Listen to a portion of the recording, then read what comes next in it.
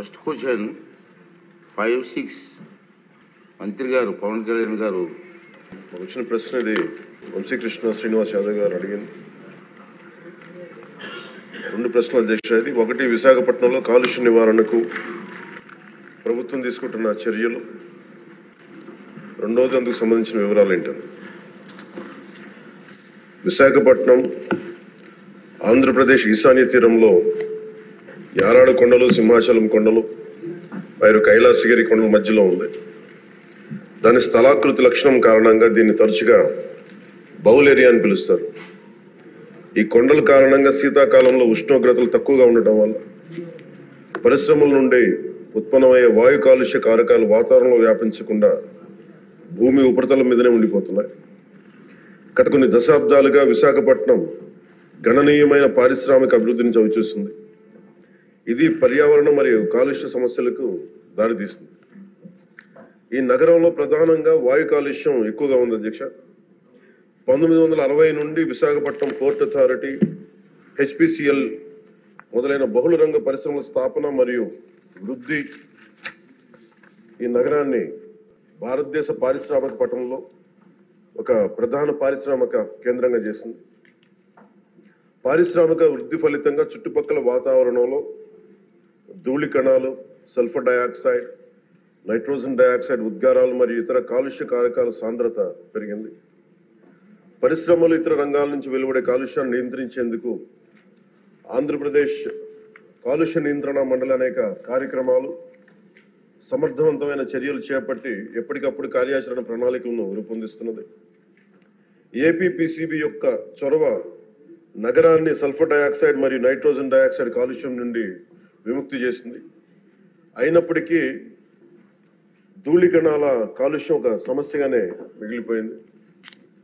2009 సంవత్సరంలో కేంద్ర కాలుష్య నియంత్రణ మండలి సిపిసిబి విశాఖ నగరానికి సంబంధించి సమగ్ర పర్యావరణ కాలుష్య సూచిక సెపి స్కోరును 70.82గా లెక్కించి ఉండవలసిన ప్రమాణం 60 కంటే ఎక్కువగా ఉండడం వలన విశాఖపట్నంను తీవ్ర కాలుష్యం ఉన్న ప్రాంతంగా గుర్తించింది.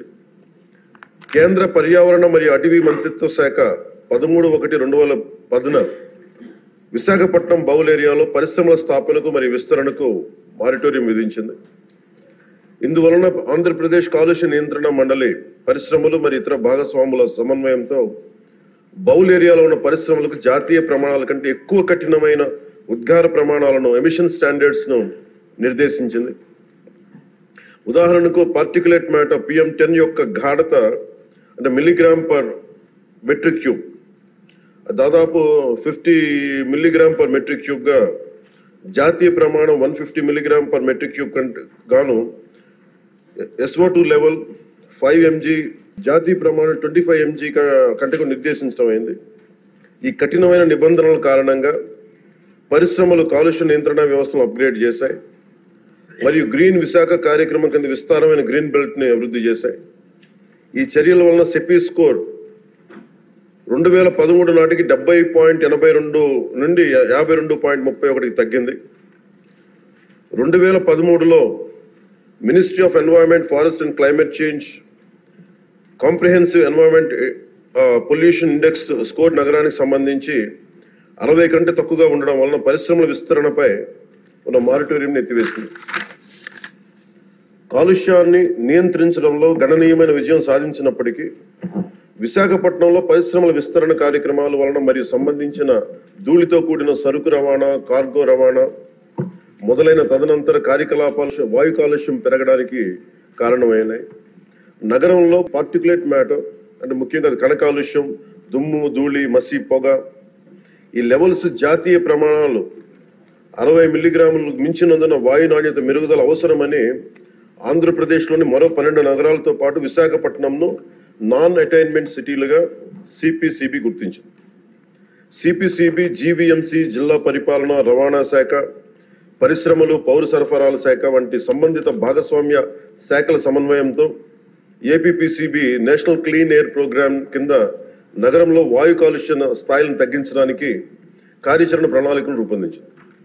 ప్రభుత్వం సిపిసిబి, ఏపీపీసీబీ అన్ని భాగస్వామ్య శాఖలచే ఆమోదించిన కార్యాచరణ ప్రణాళిక అమలును నిశ్చితంగా పర్యవేక్షిస్తాం.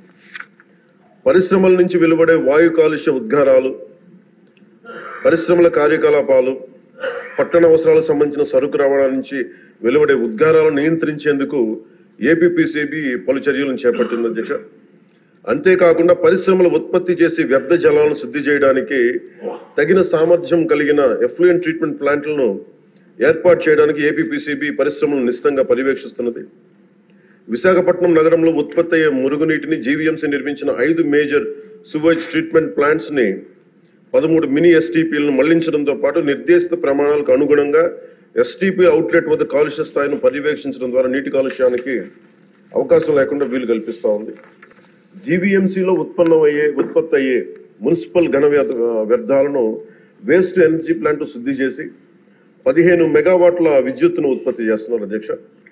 దీనిని కాపులుప్పాడలో జిందాల్ అర్బన్ వేస్ట్ మేనేజ్మెంట్ ఏర్పాటు చేసింది. ఇది బహిరంగ ఘన వ్యర్థాల దహనం మరియు మున్సిపల్ సాలిడ్ వేస్ట్ డిస్పోజల్ సమస్యను తొలగించింది. విశాఖపట్నం నగరంలో కాలుష్య స్థాయిలను తగ్గించడానికి, మరిన్న నివారణ చర్యలు చేపట్టడానికి, కాలుష్య మూలాలు మరియు సంబంధిత కాలుష్య కారకాలను సవివరంగా గుర్తించడానికి ఒక సోర్స్ అపాయింట్మెంట్ స్టడీని విశాఖపట్నంలో ఆంధ్ర విశ్వవిద్యాలయానికి అప్పగించడం అయింది. ఏపీపీసీబీ ఎప్పటికప్పుడు పరిశ్రమలను పర్యవేక్షిస్తూ వాయు కాలుష్య నియంత్రణ వ్యవస్థలను, వ్యర్థాలను శుద్ధి వ్యవస్థలను అప్గ్రేడ్ చేసి ఆపరేట్ చేయాలని ఎప్పటికప్పుడు ఆదేశాలను జారీ చేస్తుంది.